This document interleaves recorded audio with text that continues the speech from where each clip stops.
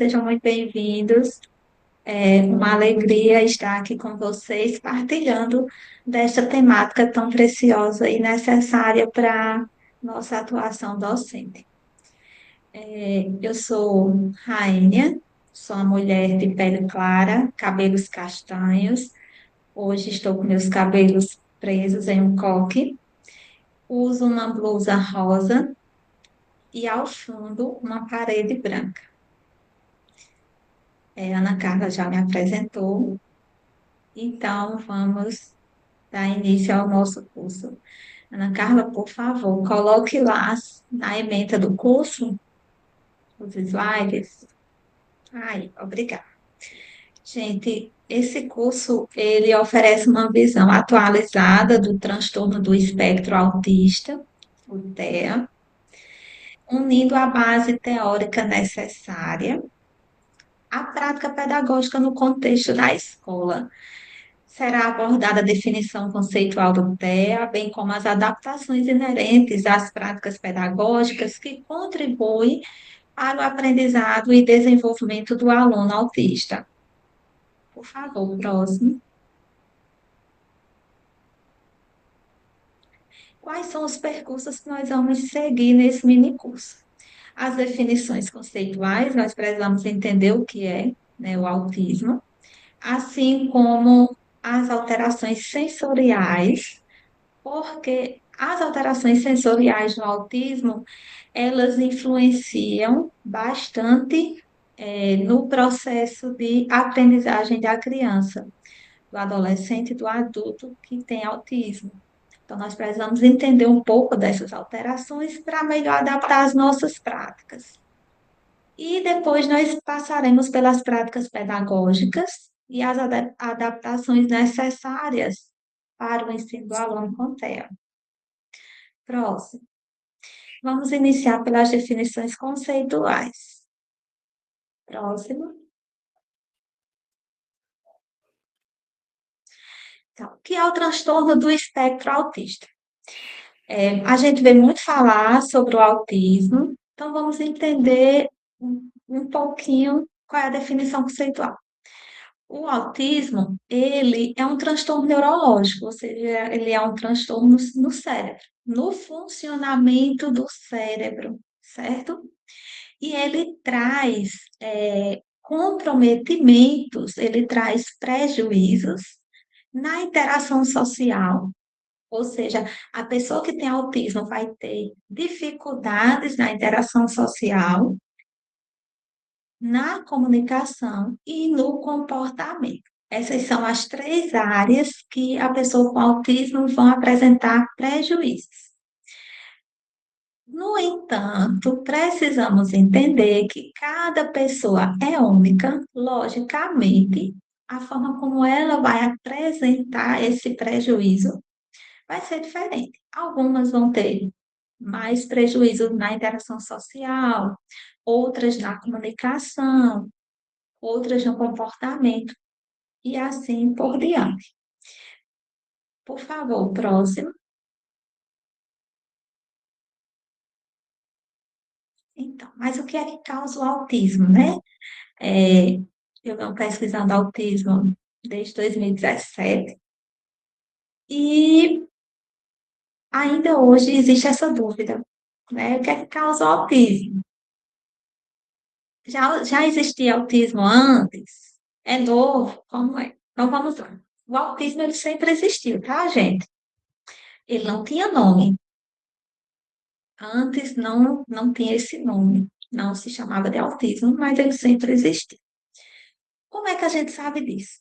Porque o autismo ele é causado por alterações genéticas.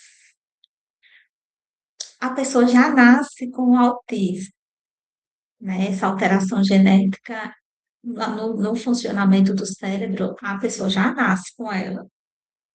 E a pessoa herda, ela é hereditária, então ela vem de alguém da família, né? E qual é a causa? Bem, a causa específica, o que é que causa o autismo? Nós não temos essa resposta ainda. Nós sabemos que é genético, nós sabemos que é hereditário, mas muitas coisas sobre o cérebro humano ainda é desconhecido por nós, e então os pesquisadores seguem nessa vertente de procurar entender um pouco mais sobre o autismo, tá? Para isso, a gente precisa entender mais sobre o funcionamento cerebral, e o cérebro ele é um universo, então é algo que demora um pouco mais. E também o autismo ele é causado pela questão ambiental. Gente, se eu estiver falando muito rápido, vocês me dão um toquezinho, tá? Manda aqui uma mensagenzinha. Nessa questão ambiental, o que é essa questão ambiental? É no ambiente do útero, né? O que é que aconteceu nessa gestação que essa formação genética se desencadeou no autismo? Lembrando que ele é genético, que ele é hereditário, tá? Mas o que é que formou isso? Então, a pessoa já nasce com autismo. O que vai mudar é o período em que ela manifesta o autismo, ou seja, em que o autismo está nesse comportamento. É muito comum a gente ouvir as famílias dizendo, mas ele era uma criança que não tinha nenhuma característica do autismo, ou pelo menos a gente não percebia, até, por exemplo, 18 meses. Gente, eu moro perto da BR, esse barulho é de carro. Então, não manifestava até 18 meses, ou não manifestava até 3 anos. Gente, mas a criança, ela já nasceu, certo? O que diferencia é o tempo em que ela manifestou aquele comportamento. Às vezes, nos primeiros dias de vida, a gente já consegue identificar, principalmente a gente que já tem conhecimento na área, dependendo do nível de autismo, a gente já consegue identificar algumas características e outras vão realmente aparecer um pouco mais tarde. Mas lembrando, a criança já nasceu. Ela não pegou autismo. Ela não ficou autista. Ela nasceu com autismo, tá? Por favor, passe para o próximo slide.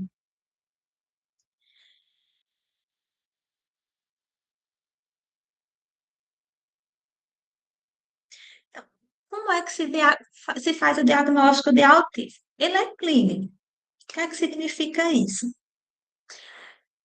Que ele depende de uma avaliação do comportamento dessa criança, da observação do comportamento dessa criança e também do uso de algumas escalas e que vão ajudar o profissional a identificar esse autismo e esse nível de autismo que nós vamos falar daqui a pouco. Quem são os profissionais para fazer esse diagnóstico? O neurologista, que geralmente, se for criança, é um neuropediatra, e o psiquiatra, tá? São eles que podem dar o laudo, eles que formam esse diagnóstico, obviamente, com o auxílio de outros profissionais. É sempre importante que, se a criança já frequenta a escola, que o professor faça um relatório já dizendo como é esse comportamento da criança, como a criança se comporta na escola, se a criança tem acompanhamento com fono, com um psicólogo, com outros terapeutas, que esses terapeutas também façam seus relatórios. Tudo isso vai ajudar para que o psiquiatra ou neurologista construam, formem esse diagnóstico, esse laudo de uma forma mais perfeita, coerente, exata, certo? E isso faz com que a criança possa ter mais ajuda desses profissionais. Por favor, próximo slide.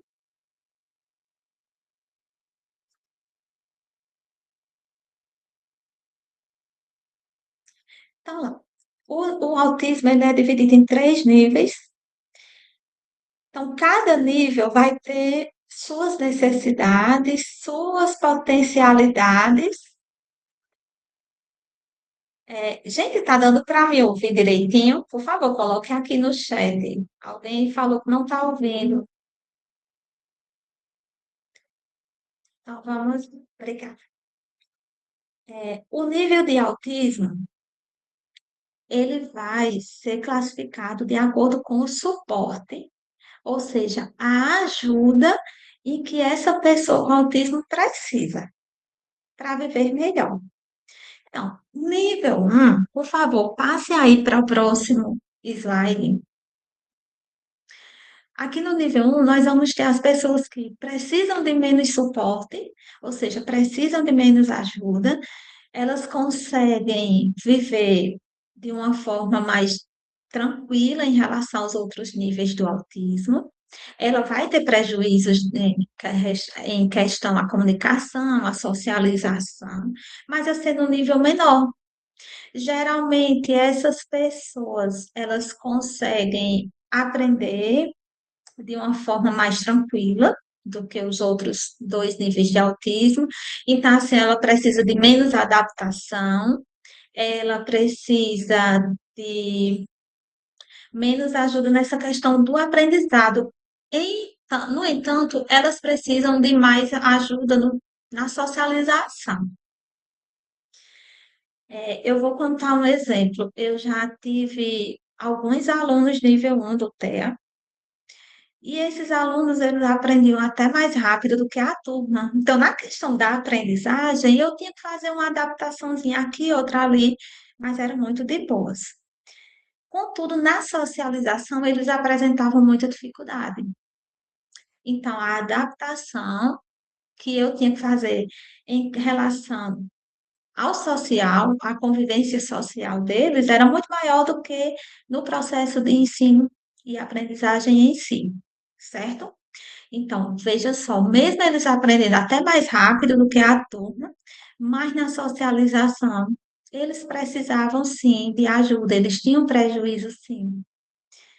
E cada caso vai ser um caso, né? Não existe uma receita pronta no autismo. Cada um vai ter uma demanda. Até pessoas do mesmo nível, vão ter demandas diferentes. Então, vamos para o nível 2 do TEA no próximo slide. Essas pessoas do nível 2 do TEA, geralmente elas têm mais dificuldade na interação social, mais dificuldade na socialização, na comunicação, e elas podem apresentar dificuldade na aprendizagem, certo? Uma maior dificuldade na aprendizagem do que as demais crianças ou as crianças que estão no nível 1. Então, essas é mais fácil da gente observar as características, né? Da gente identificar essas características, até para quem não tem muita experiência ainda, já consegue identificar mais rápido do que o nível 1. O nível 1 do TEA, ele é mais difícil de ser identificado do que o nível 2, do que o nível 3, certo? E o nível 2 ele já é mais perceptível, então o contato social é mais dificultado. Os movimentos repetitivos são mais aparentes, certo? É, os movimentos repetitivos, por muito tempo, foram chamados de movimentos estereotipados, né? Hoje não chama mais isso, a gente chama de estímulo. Por quê? Porque os movimentos repetitivos, eles têm uma função no autismo. Sempre que a pessoa com autismo ela está mais ansiosa, ela desenvolve ela manifesta algum movimento repetitivo, seja balançar o pé, girar, bater palma, para se regular, ou seja, regular sua emoção. É uma forma de regulação, de autorregulação. Então, hoje não se chama mais movimentos estereotipados ou estereotipias. A gente chama de estímulo, porque é um movimento que a pessoa com autismo está usando para se regular. Então, a gente nem deve hoje em dia impedir o movimento repetitivo, a não ser que ele esteja causando um prejuízo para a pessoa com autismo ou para próximos à pessoa com autismo. Caso não, tá lá dando uma giradinha, deixa dar duas, três giradinhas e se regular de boas. a gente pode até pensar em direcionar para um outro movimento em que ajude essa criança, que não seja tão agressivo, caso ela esteja com algum movimento agressivo, ou que não seja prejudicial, mas o importante é deixar que ela tenha o seu movimentinho e se regule emocionalmente. O próximo é o nível 3. Nesse nível 3 que está no próximo slide, ele já é muito visível. Então, é muito fácil identificar a criança com autismo nível 3. Ela vai ter muita deficiência, muita dificuldade na comunicação, muita dificuldade na interação social. Muitas vezes a pessoa que está no nível 3 de autismo, ela também tem deficiência intelectual, ou seja, a idade mental dela é diferente da idade cronológica dela. Às vezes ela tem 10 anos, mas a mente dela tem 3. Ela tem mais movimentos repetitivos. É- Ela precisa de uma ajuda, um suporte muito maior. Por isso que isso se chama nível 3 de autismo. A necessidade de ajuda dela é muito maior do que das outras pessoas do nível 2 ou do nível 1. Mas qual é a boa notícia? A boa notícia é que o autismo ele não é estável. Essa também é a má notícia. Ele não é estável. Então, de acordo com os tratamentos adequados, com as terapias certas, a criança, o adulto que está no nível 2 de autismo pode ir para o nível 1, precisar de menos suporte. Mas, uma que está no nível 2 também pode ir para o nível 3 se não receber é, a ajuda necessária. Aí vem mais a parte clínica, mas entra a escola também, porque quando é um acompanhamento bem feito, muitas vezes essas orientações também vêm para a escola para que a gente possa auxiliar da melhor forma. Então, vamos para o próximo slide.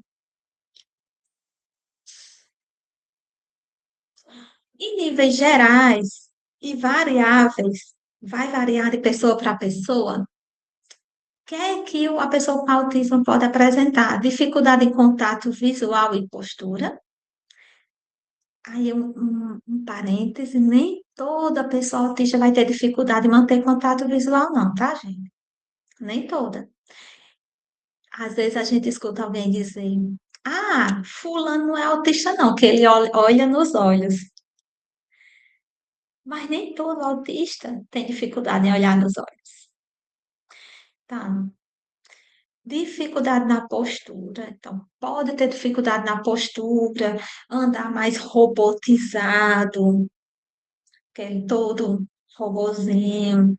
Pode ter essa dificuldade de andar, ter dificuldade na postura, andar mais encurvado e assim por diante.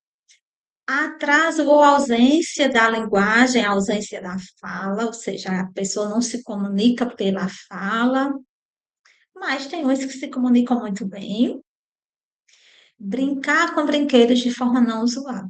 Quantas vezes a gente vê, né? Pessoas com autismo, o menino pega o carrinho, em vez de brincar com o carrinho, vum, vum, vum, vira o carrinho para cima, e brinca só com a roda. O menino pega o dominó, em vez de brincar com o dominó com os outros colegas, o menino faz uma ponte com o dominó, faz um caminho com o dominó. A criança pega um joguinho de montar, em vez de montar, ela enfileira as peças. Isso é brincar de forma não usual. Isso é um alerta. Muitas crianças podem entender tudo no sentido literal, e não só as crianças, os adultos também.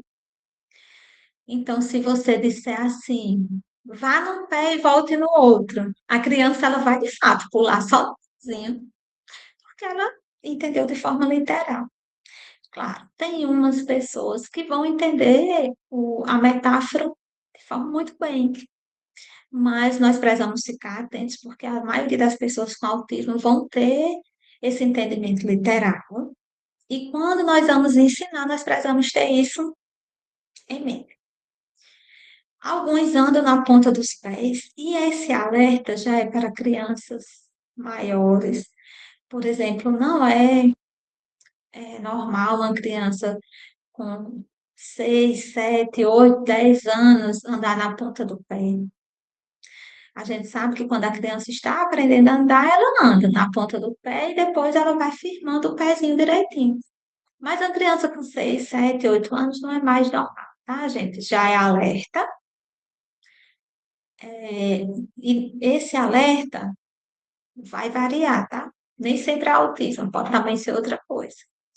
E tapar os ouvidos. Muitas se sentem sobrecarregadas, tampam o ouvido no barulho do intervalo do recreio, quando tem muito barulho na sala, ou qualquer outra coisa do tipo. Tapar os ouvidos. Pode passar para outro, por favor.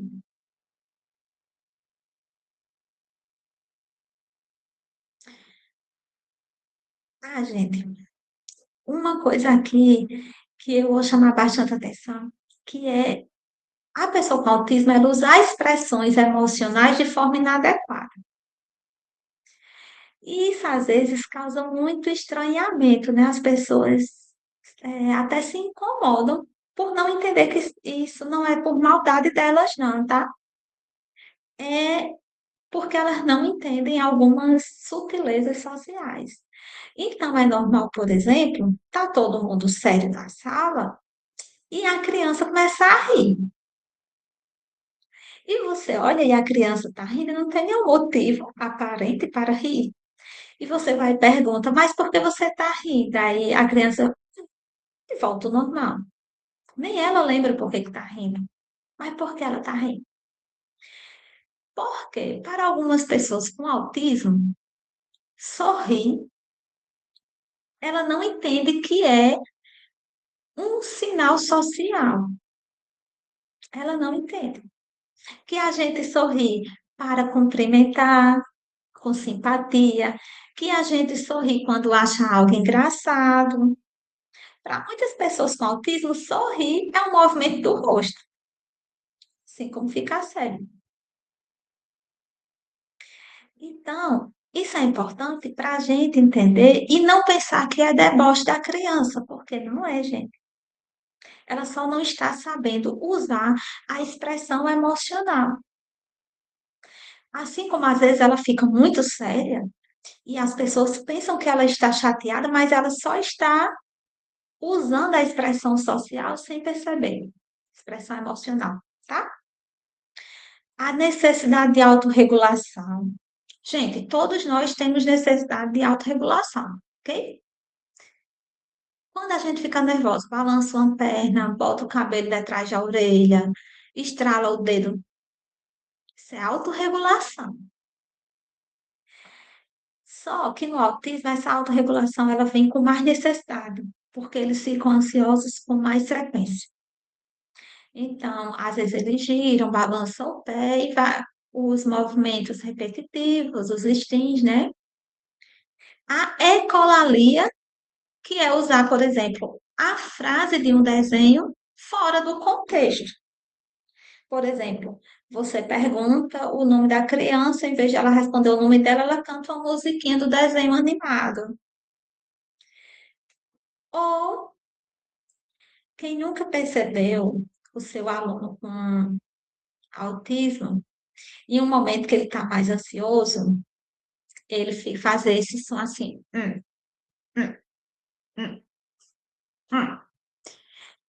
E é tão sutil que se ele não estiver muito perto de você, você nem percebe. Aí você fica procurando, meu Deus, de onde vem esse som? De onde vem esse som? Ou então assim.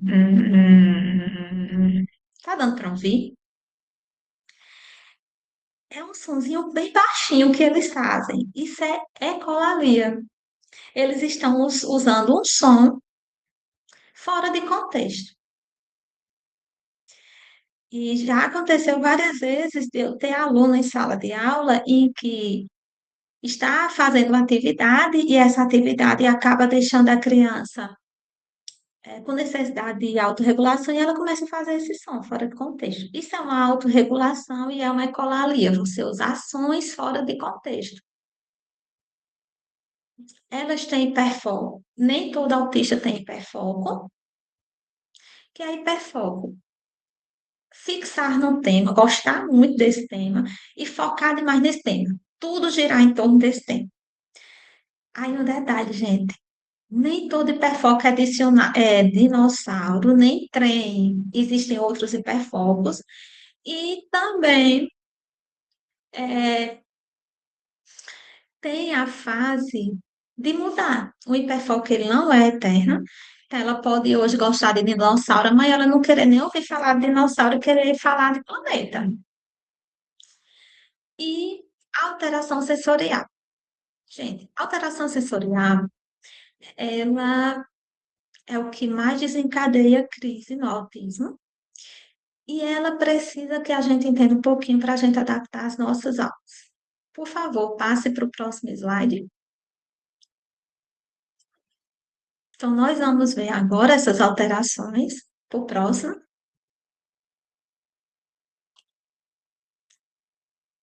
que é a alteração sensorial. É nosso sistema sensorial que nós percebemos o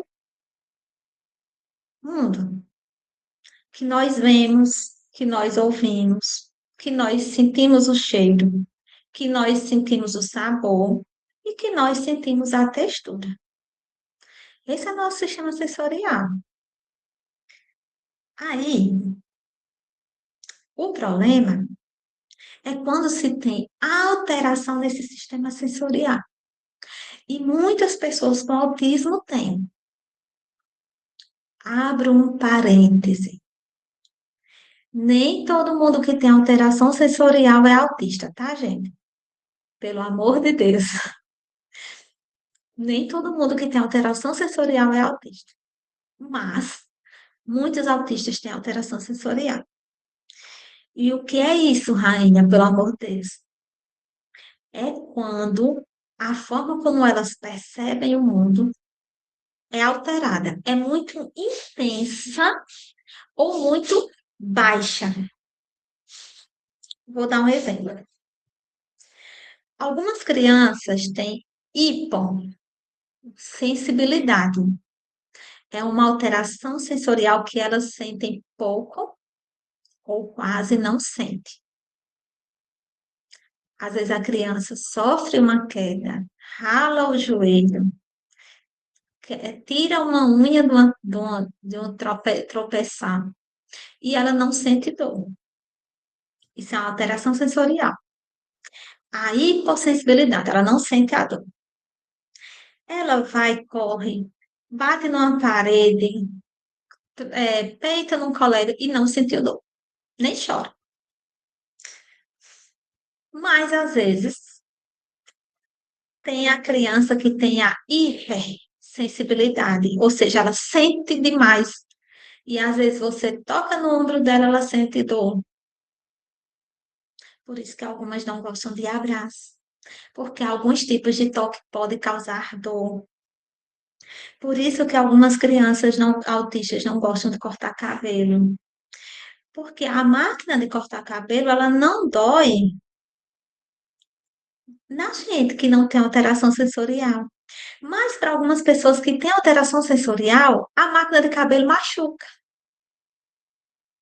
Assim como nós conseguimos, por exemplo, ir para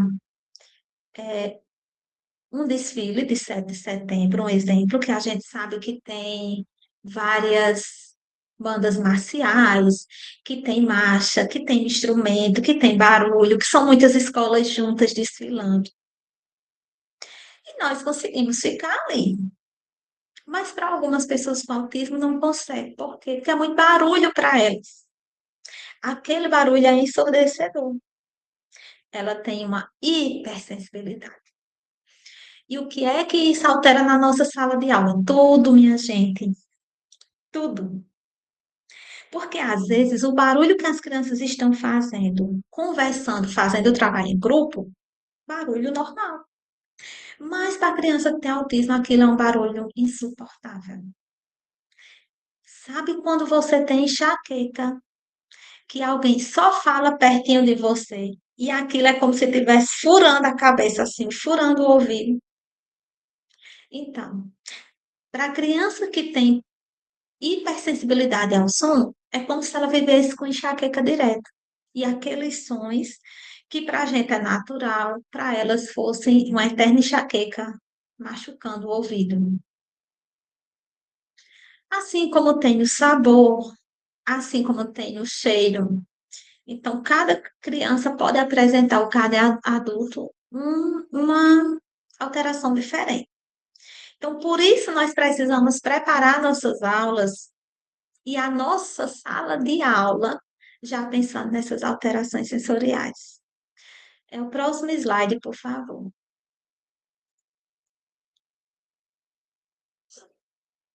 Por quê? Porque essa alteração sensorial, ela vai interferir em quê?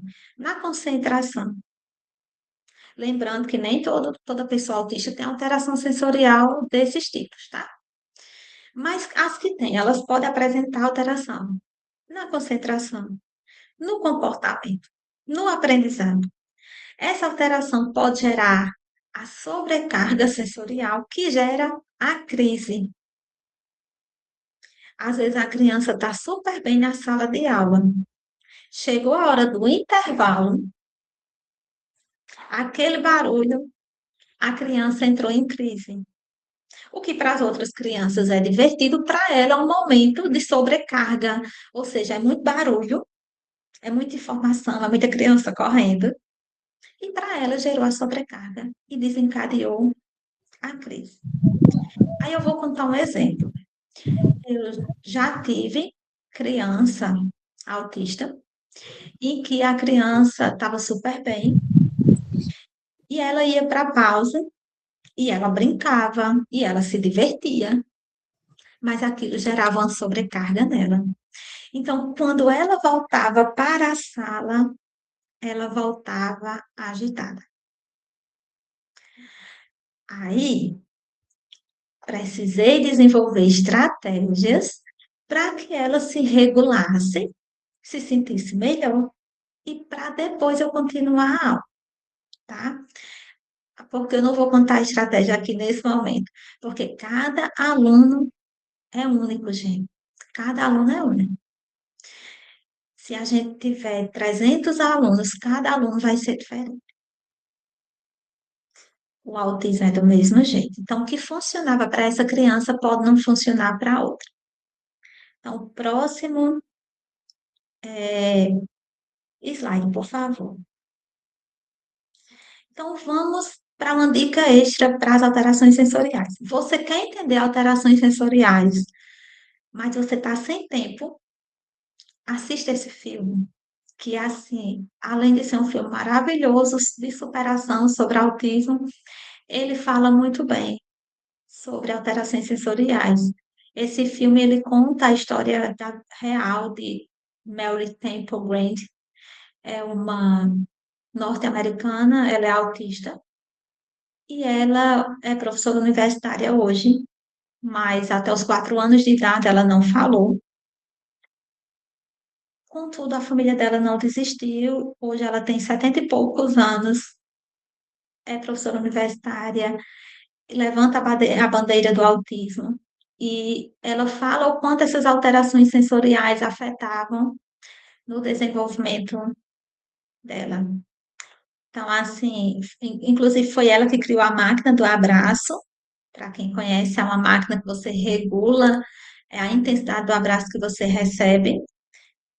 E isso ajudou muito na superação da alteração sensorial que ela tem ao toque. Esse filme é maravilhoso, não vou dar mais spoiler, mas eu já assisti acho que umas 2 vezes e não me canso. Então, próximo slide, por favor. Gente, e já justamente pensando nessa alteração sensorial, nós precisamos pensar na preparação do nosso ambiente, porque a preparação da nossa sala de aula vai interferir na sobrecarga sensorial ou não das nossas crianças, certo? Então, próximo slide. A decoração da sala, ela precisa ter apenas o necessário. Gente, eu também sou professora da educação básica e sou professora do ensino superior e da pós-graduação. Contudo, hoje, e há alguns anos, desde que eu comecei a pesquisar sobre alterações sensoriais, que é algo assim que me chama bastante atenção, eu percebi que o menos na sala de aula é o que mais ajuda a criança a aprender. Então, o que é que a sala de aula deve ter? Só o necessário, o básico. Não precisa decorar a sala inteira, pelo amor de Deus. Não decore, gente. A decoração da sala inteira gera uma sobrecarga visual. A criança com autismo, ela vai ter se ela tiver alteração sensorial visual, ela vai ter uma sobrecarga visual. Vai tirar a concentração dela. Vai gerar uma sobrecarga e aumenta a chance dela entrar em crise. Diminui a chance dela manter a concentração. Então, a gente deve ter o necessário, o básico, sem muitos enfeites, sem muitos cartazes. A decoração tem que ser aconchegante, tem que evitar excessos de cores. Eu não estou dizendo para não usar cores, eu estou dizendo evitar o excesso. E eu vou dar um exemplo no próximo slide, tá? E evitar a poluição visual. Veja aqui, do lado esquerdo, onde tem o nome Evitar embaixo. Nós temos uma sala de aula linda, linda, com muitas cores, cores fortes, mas a gente precisa evitar esse tipo de decoração da sala, porque é muita informação, grita, tira a concentração. O aluno com autismo, ele vai chegar nessa sala, ele vai olhar tudo, menos para o que a professora está falando. É uma sala linda, gente, com certeza decorada com muito carinho, mas não é funcional para criança com autismo, tá?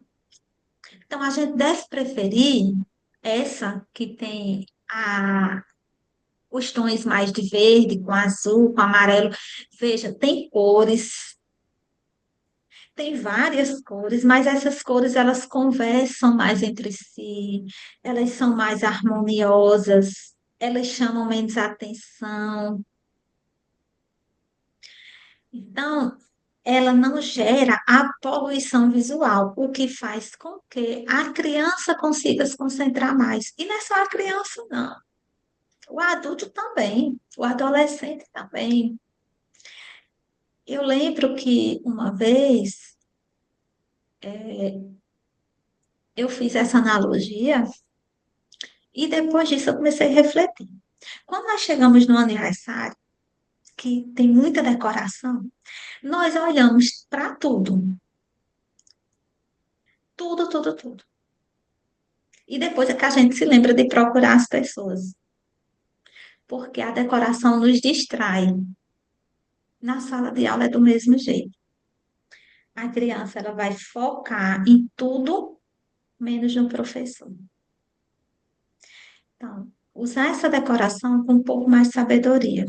E eu vou dar uma dica extra. Ah, tem cartazes que eu vou precisar, Rainha. Tem material que eu vou precisar. Ótimo. Coloco na parte de trás da sala e não no quadro, porque assim, às vezes coloca, arrodeia o quadro todinho com decoração. Isso vai chamar a atenção da criança para a decoração, não para o conteúdo. Então, coloca esses materiais que você não usa sempre na parte de trás. Por exemplo, o cantinho da leitura, coloca lá na parte de trás da sala. Aí, no dia que a gente vai trabalhar a leitura, ou naquele momento que a gente vai trabalhar a leitura, a gente arruma a sala lá para trás, lá para o cantinho de leitura, onde o foco vai ser o cantinho de leitura. Cartaz dos aniversariantes, deixa lá atrás também, porque os meninos vão ficar mais focados, quem vai completar ano esse mês, do que no conteúdo, certo? Então, essa questão da poluição visual, ela afeta muito a aprendizagem, então é algo que a gente precisa muito evitar. Próximo slide.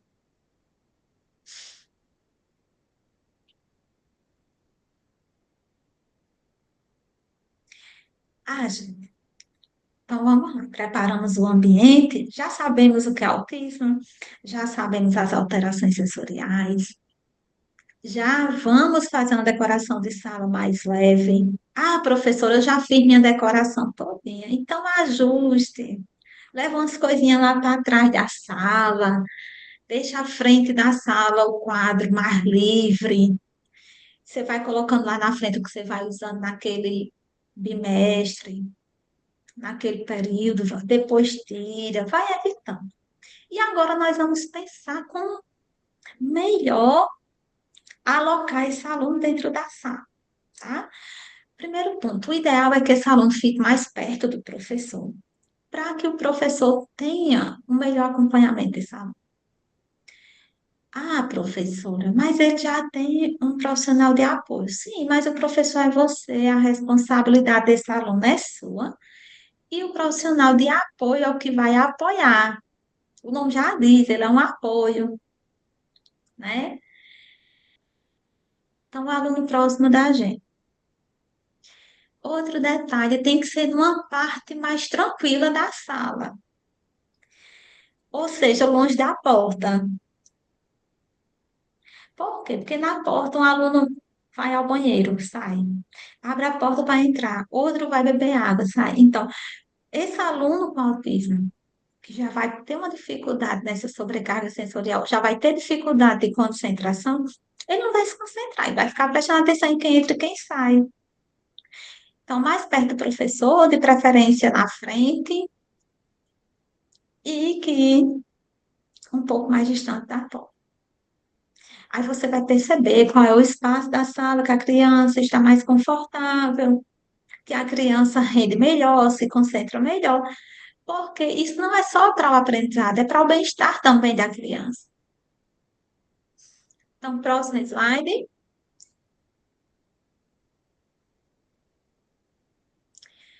Ah, outro detalhe, nós precisamos incentivar a participação desse aluno, mesmo que às vezes no início ele resista, então a gente vai incentivando a participação, mesmo que por tempo menor, certo? Então, assim, esse mesmo que seja um tempo menor, vai aumentando o tempo de tolerância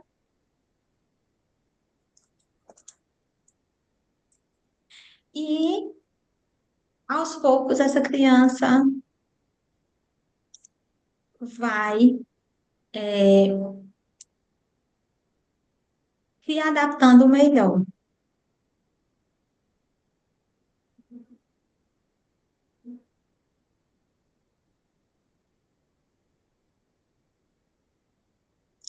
Então, vamos, precisamos orientar essas crianças, esses alunos, a cumprir as regras. Gente, inclusão também é ensinar a cumprir as regras. Não é porque o aluno tem uma deficiência em que ele vai poder fazer tudo o que ele quer. Nós precisamos ensinar esse aluno a cumprir as regras. Claro que talvez vai ter um pouco mais de dificuldade nessa adaptação, mas vai ocorrer sim. Só é a gente ter um pouquinho de persistência, né? E eu atuo no ensino fundamental atualmente, e eu vejo que no ensino fundamental a gente consegue estabelecer essas regras com bem facilidade, em relação à educação infantil, que já demora um pouquinho mais de tempo na maioria das vezes, mas é um trabalho em parceria que é muito bom. E ensinar a tarefa de frente para o aluno. Se a gente percebe que o aluno tem essa dificuldade na aprendizagem, Lembrando, nem todo autista tem. Alguns vão conseguir aprender mais rápido do que a turma, e tal, tal, tal. Mas alguns vão apresentar essa dificuldade. Então, explicou para a turma. Você vai lá na carteira do aluno, observa como ele está, tal. E você senta de frente para o aluno, assim como está aí na imagem. Senta de frente para o aluno, explica uma questão, volta para a sua carteira. E aí a profissional de apoio vai auxiliar nessa questão. Depois você volta para a próxima questão. Ah, e por que eu não ensino as três questões de uma vez? Porque o aluno, às vezes, ele pode apresentar dificuldade em sequência. Então, até ele apresentar essa maturidade e fazer várias questões na sequência, a gente vai ensinando uma por uma. Porque aqui o importante não é a rapidez, mas que essa habilidade seja construída de forma sólida e que no momento que ele vai amadurecendo, ele vai conseguindo chegar nessas questões de sequência, em que você vai explicar uma atividade toda de uma vez só e ele vai conseguir fazer tudo de uma vez só. Lembrando, na educação infantil, o ideal é que, de fato, seja de uma questão. No fundamental, a partir do terceiro ano, você já pode ir intercalando. Ensina uma, quando você vê maturidade, já ensina duas seguidas, e vai aumentando conforme a maturidade da criança em executar aquelas questões. Lembrando, gente, sempre de frente, umas coisas que eu vejo, às vezes a pessoa coloca a criança no colo com o maior carinho, com a maior gentileza, para ensinar, só que a criança está no colo, ela está de costa para a gente. Se a pessoa com autismo ela já tem essa dificuldade em manter o contato visual, em aprender por imitação, ela precisa justamente estar de frente para ver, para poder aprender por imitação. Todos nós aprendemos por imitação, mas algumas pessoas com autismo ela têm mais essa dificuldade, então por isso ela precisa estar de frente para a gente, para visualizar, para ir aprendendo por imitação, tá? Próximo slide, por favor. Estimular a independência. O ideal é que esse aluno precise cada vez menos do professor. A inclusão é justamente ajudar esse aluno para que ele se desenvolva de tal forma que ele se torne independente. Tá, na sala de aula, estimular a independência na sala de aula, no ambiente como um todo, no ambiente escolar, nas atividades, nas interações com os colegas, com professores e funcionários. Claro, cada caso é um caso, alguns a gente vai conseguir essa independência mais rápido, outras vai ser um pouco mais devagar. Às vezes nós vamos precisar de coleguinhas da sala para fazer esse auxílio, do profissional de apoio, mas essa independência tem que ser estimulada o tempo inteiro, em todas as áreas dessa criança, desde a área da aprendizagem, no sentido escolar, até a área do desenvolvimento social, como aprender a ir ao banheiro sozinha, como aprender a dizer quando não está gostando, quando não está se sentindo bem, aprender a pedir uma informação, por exemplo, na coordenação da escola, e assim por diante. Próximo. E agora nós vamos para o processo de ensino e aprendizado propriamente dito, né? Pode ir, Fábio.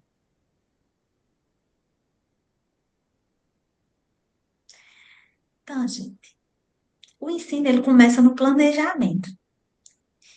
E antes da gente planejar uma aula, uma atividade ou ensinar ou iniciar qualquer assunto novo, nós precisamos considerar que a maioria das pessoas com autismo não aprendem pelos métodos tradicionais de ensino. Veja, eu disse a maioria, não disse todas. Tem aluno com TEA que vai aprender mais rápido do que a turma, apenas com uma explicação. Mas algumas não vão aprender com os métodos tradicionais, por isso que a gente precisa fazer aquelas adaptações. E algumas vão precisar de adaptações curriculares.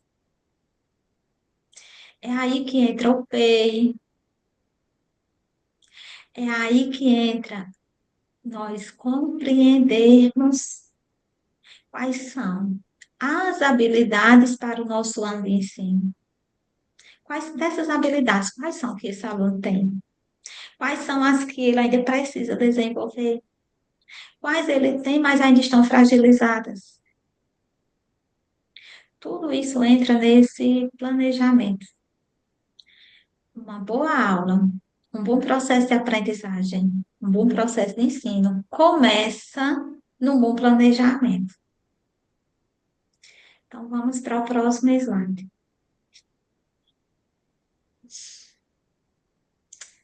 As pessoas com autismo, elas podem ter dificuldade de planejar, organizar e, quando necessário, solicitar a ajuda do professor. Às vezes, o aluno com autismo, ele não pede ajuda porque ele tem dificuldade de pedir ajuda. Às vezes, ele nem sabe como pedir essa ajuda. Ele tem dificuldade de planejar uma atividade que ele vai fazer. Por isso que nós precisamos ir ensinando as tarefas aos poucos. Às vezes não é que a criança não sabe, ela só não sabe responder 10 questões seguidas, porque ela tem dificuldade de planejar, de quanto tempo ela vai usar para aquela atividade. Aí isso é função do professor. Nós devemos planejar pensando nisso. A criança ela tem dificuldade de segmentar tarefas, de separar, de dividir essas tarefas. A gente que vai fazer. Ai, meu aluno não copia do quadro. Mas peraí, ele não copia um quadro inteiro ou ele não copia uma questão? Porque às vezes a poluição visual está fazendo com que ele não consiga copiar todas as questões de uma vez. Mas ele consegue copiar uma. E se depois que ele copiar uma, a gente apagar que ele copiou lá do quadro para ele visualizar a segunda? Ou a gente copiar duas questões lá no quadro e deixar para copiar as outras quando vi que ele já está copiando. Ah, professor, não tem muito tempo, eu sei, então vou dizer uma estratégia. Às vezes sobra 10 minutinhos, né? Eu trabalho com crianças um pouquinho maiores, já há 10 anos, 9 anos. Às vezes sobra um tempinho no fim da aula. Então, o que é que eu faço? Oriento que eles copiem o cabeçalho das disciplinas. Eles vão lá, copiam o cabeçalho, já está adiantado o cabeçalho para uma próxima atividade no outro dia. Quando chega naquele outro dia, que vai ter uma atividade copiada no quadro, eles já não precisam fazer o cabeçalho. Então, já vão direto para copiar as questões. Isso já adianta o tempo deles de pensar, de organizar. E eu não faço isso só com aluno com autismo, eu faço com a turma inteira. E funciona muito bem. Às vezes, eles vão pegando gosto e começam a fazer o cabeçalho em casa. Isso para a criança que tem autismo, tem dificuldade de se organizar para copiar 5 questões de quadro, facilita muito. Eu copio 2 questões no quadro, divido o quadro em dois. Copio 2 questões no quadro. Aqui não existe uma receita perfeita, tá, gente? Professor, a gente vai se virando com o que tem. Divido o quadro em dois, copio 2 questões no quadro. Aí vou organizando outra coisa. Quando eu percebo que o aluno já está mais adiantado, eu vou e copio 3 questões do outro lado do quadro. Aí já pegou o ritmo. Mas isso não dura o ano inteiro, não. Isso é no início do ano. Chega no meio do ano, a criança está adaptada, ela já consegue copiar. Mesmo assim, eu não copio o quadro inteiro de uma vez só, porque eu sei que vai confundir na segmentação da tarefa, tá? A criança ela vai ter dificuldade em compreender a informação de uma tarefa. Por exemplo, você diz assim: vá lá na coordenação, peça à tia fulana um pacote de resma de A4. Sabe o que a criança entendeu? Vá lá, porque você deu vários comandos de uma vez só. Aí você tem que dizer assim: olha, fulano, vá na coordenação. Aí você dá um tempinho para ela processar a informação. Peça folha A4. Pronto, a criança vai conseguir. Você deu um tempinho para ela ir armazenando. Da mesma forma, a explicação. Às vezes a gente começa a explicar um conteúdo, a gente tem que parar um pouquinho para essa criança pensar. Enquanto isso, a gente vai fazendo perguntas às outras crianças para poder a gente seguir. Porque senão vai gerando uma sobrecarga. E essa criança ela não vai absorver o que precisa. Infelizmente, ele leva um pouco mais de tempo, na maioria das vezes. Próximo slide, por favor. Então, eu já expliquei esses slides, né? Esse slide aqui, vamos para o próximo.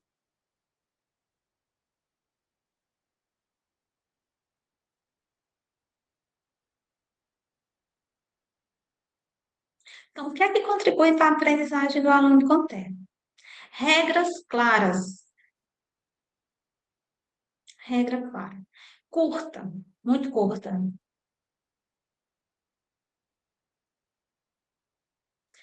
Tia, porque a criança ela começa a desenvolver estratégias para ter fuga, né, de algumas coisas, né? A criança chegou do banheiro faz 2 minutos, aí, tia, posso ir ao banheiro? Não, não pode ir ao banheiro, não, você foi ao banheiro agora, não é tão longo. Poderia ser. Agora não. Ou depois. Isso é uma regra clara. Então, a gente também precisa ter aqueles combinadinhos na sala. Esses combinadinhos precisam ser revistos todos os dias, porque a regra é para todos e eles precisam ir se acostumando. Recursos visuais ajudam muito, eles precisam desse apoio visual. Material concreto, isso vai depender do nível de ensino que você está. O PEI, o PEI ajuda demais.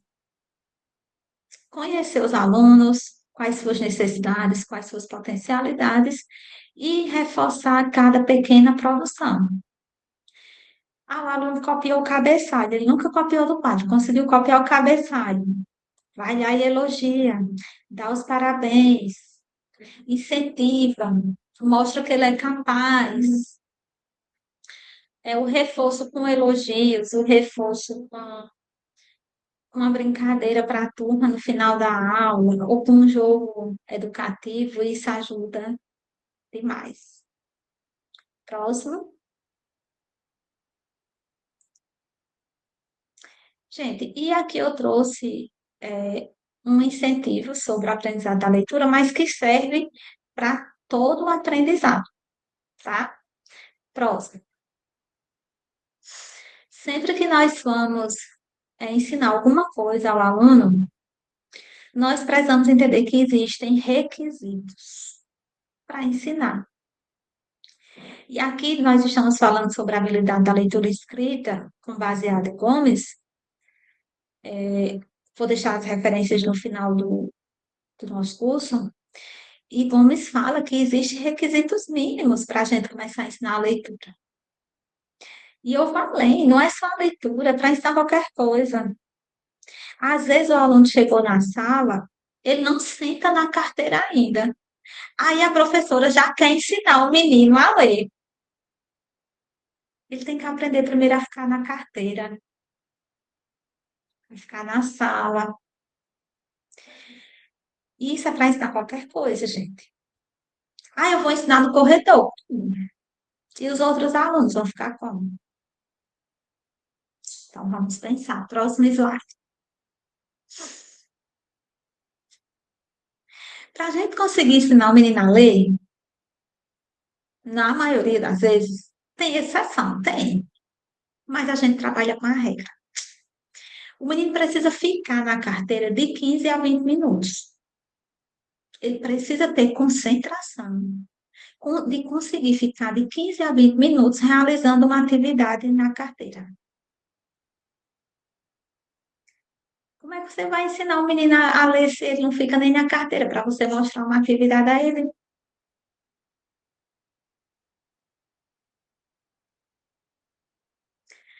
Aí,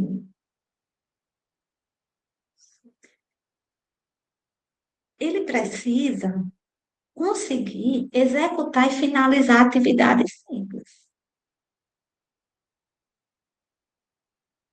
Ah, Rainer, mas isso é básico, mas às vezes a criança não consegue.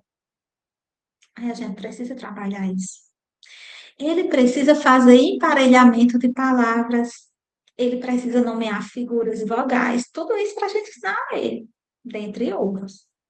Então, qual é o primeiro passo para ensinar qualquer conteúdo a uma criança com autismo? Ela tem que ficar na sala e ela tem de conseguir ficar de 15 a 20 minutos realizando a atividade na carteira. E isso a gente vai estimulando com atividades curtas, muito curtas. Se a criança, por exemplo, está no nível 3 de autismo, no nível 2 e ela tem uma ansiedade maior, ela tem uma tolerância de sala menor, a Rainha ela só consegue ficar 2 minutos na carteira. Eu vou trabalhar 2 minutos. Até eu conseguir aumentar para 3, para 4, para 5. O que não pode é essa criança ficar na escola sem ter esse acompanhamento, certo? Então, eu preciso ir aumentando o nível de tolerância, trazendo um desenho que ela gosta, para ela ter interesse em ficar lá na carteira pintando. Ela entender para que funciona um lápis, trabalhar com tintas, já que se ela não gosta do lápis, mas gosta com a tinta. Trazer um jogo do tema que ela gosta. Por isso que é importante a gente conhecer o hiperfoco do nosso aluno e aumentar o tempo dele de conseguir ficar na sala. E na carteira fazendo alguma coisa. Se eu não consigo que esse meu aluno fique de 15 a 20 minutos na carteira, vai ser muito difícil ensinar qualquer coisa a ele, tá? Ah, Rainha, mas na educação infantil, tá? Mesmo na educação infantil, vai ter um momento que a gente vai precisar ir para a mesinha, certo? Então, vai ser preciso esse momento. Vamos lá para o próximo.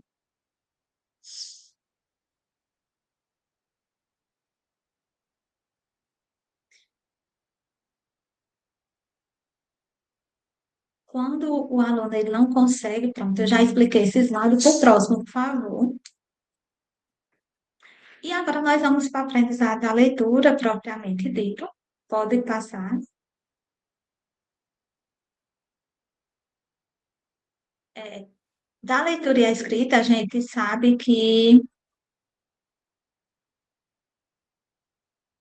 Paula está colocando aqui se pode usar o cronômetro para usar com esse aluno. Paula, podem, com a ressalva. Você não vai mostrar para o aluno que você está cronometrando o tempo dele. Você vai cronometrar para você ter uma noção desse tempo, tá? Para você ver quanto tempo ele está conseguindo ficar. Mas esse aluno ele não vai saber que está sendo cronometrado, nem as outras crianças, certo? Todas as coisas. E é sempre importante. E quem ensinando a prospecção de exercícios de cada um, quem sabe até no futuro, até Gente, as perguntas aprender elas vão melhor, né? ser pelo Então, chat, tá? já Eu conhecendo acho que tem um microfone nossos ligado. Ao final do curso, eu vou abrir um tempinho para a gente interagir pelo chat. Eu só respondi essa pergunta porque era bem pontual, justamente dentro aqui do tema trabalho, tá? Tá. A gente sabe que o processo de alfabetização, ele acontece simultaneamente com o processo de escrita, né? E a gente precisa ter uma atenção especial para entender que a maioria, é aqui a maioria mesmo, das pessoas com autismo, elas vão ter dificuldade motora. Se não for a motricidade ampla, mas vai ser na motricidade fina, tá? E o que é que isso tem a ver com a escrita? Para escrever, a gente usa a motricidade fina. Então, isso pode gerar uma resistência dessa criança em escrever, ou uma dificuldade mesmo. Às vezes ela até quer, mas ela tem essa dificuldade. Então, a gente precisa ficar atento. Se esse aluno ele apresenta essa dificuldade na motricidade fina, a gente precisa propor aquelas atividadezinhas de desenvolver a motricidade fina que a gente usa lá na educação infantil, mesmo que a gente esteja no ensino fundamental. Porque para escrever, a criança precisa dessas habilidades de motricidade fina desenvolvida. Então, antes de ensinar a escrever, eu preciso ensinar esse aluno a desenvolver a motricidade desse aluno, com tesoura, com amassar, com modelar e assim por diante. Próximo slide, por favor.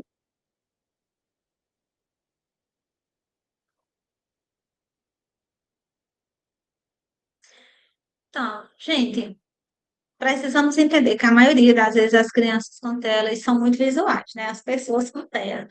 E esse apoio visual, ele é muito importante. Sempre que nós pudermos iniciar qualquer conteúdo, qualquer tema novo, trazer imagens é muito importante. Próximo.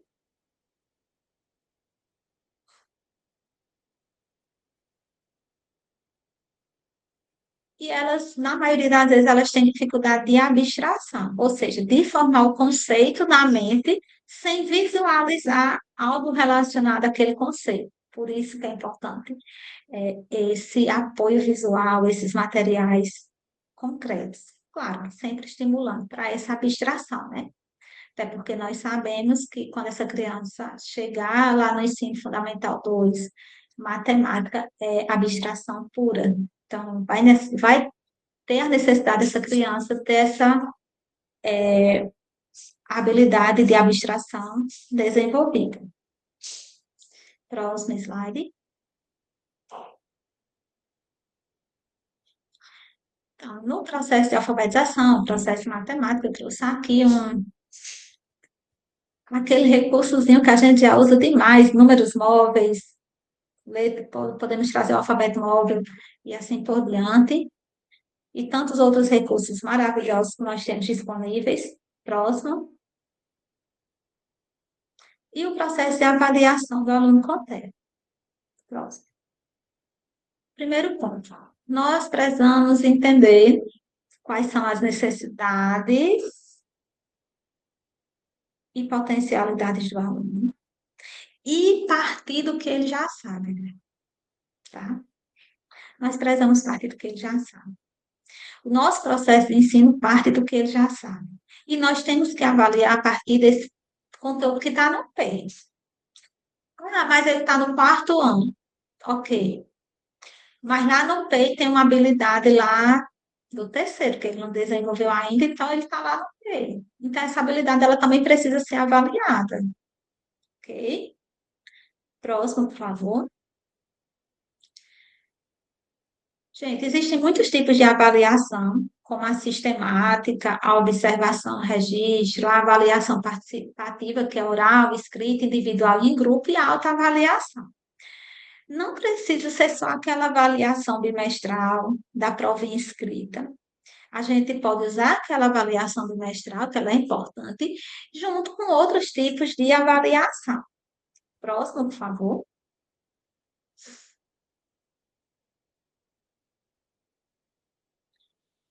Então, a avaliação sistemática, quando é que ela é mais importante? Quando tem a necessidade de avaliar objetivos específicos, organização de ideias e clareza dos fatos. Como é que esse meu aluno ele consegue expressar o que ele aprendeu? Mas aí, vamos lá. Meu aluno não escreve, mas ele fala. Então, essa avaliação pode ser oral. Ele não consegue escrever, mas ele não consegue falar. Aí a gente vai e registra o que ele falou. Pode até registrar com um gravador e depois transcrever, e assim por diante. Ele escreve bem, mas ele não fala, então escreve. Ele escreve, mas não tão bem. Então deixa ele escrever e depois ele explica o que é que ele escreveu. Próxima slide. A observação, então, nós como professores sabemos bem, né? Nós observamos nossos alunos, nós conseguimos ver bem o que ele vai aprendendo. Então, vamos registrando, vamos analisando como ele chegou, como ele está, assim por diante. Próximo. A avaliação participativa, né? Saber ouvir, saber se fazer ouvir, como é que ele participa nos momentos de interação em classe, nos momentos de correção interativa, nos momentos de roda de conversa. E como eles, porque às vezes ele até fica nervoso no momento de responder uma prova bimestral, mas você observa que todos os outros momentos da sala ele demonstrou um saber daquele conteúdo, tá? A gente precisa, por isso que eu sempre digo, só a avaliação bimestral não dá conta, né? Aquela avaliação escrita, só ela não dá conta. Próximo. E a autoavaliação, né? Essa autoavaliação, ela precisa de um mediador, precisa de crianças que sejam alunos maiores, né? Que avaliem o próprio trabalho. Como é que esse aluno se avalia na sua aprendizagem? Junto com o mediador, que é o professor, junto com os critérios que são estabelecidos pelo professor, e juntamente com os outros tipos de avaliação. Próximo. Repetir o próximo. Gente, eu trago aqui algumas referências, né? São 2 slides de referência. Eu me baseei em todos esses autores para o nosso mini curso. São textos muito bons sobre a temática, alguns um pouco mais técnicos, já ressalto, mas tem outros que são bem mais, uma linguagem bem mais didática. Próximo slide, por favor. E por último, tem uma frase que eu gosto muito que é: conheça todas as teorias, domine todas as técnicas, mas ao tocar uma alma humana, seja apenas outra alma humana. Então, assim, isso na inclusão, ela precisa ser assim o nosso lema. Não é o autismo, é um aluno. É um aluno que tem autismo. Então, que a gente toque todas as crianças, todos os alunos com a alma, que a gente seja humano, né? Claro, conhecer, a gente, enquanto professores, precisamos sempre aprender, sempre buscar o que a ciência traz, sempre trazer inovações para a nossa sala, mas nós precisamos também ser humanos, né, enquanto professores. E agora nós vamos para o momento de. Eu vou responder as perguntas que foram colocadas, né, no chat. Agradeço demais, gente, pelo carinho de vocês. É sempre uma alegria poder falar sobre essa temática que para mim é tão importante e tão atual.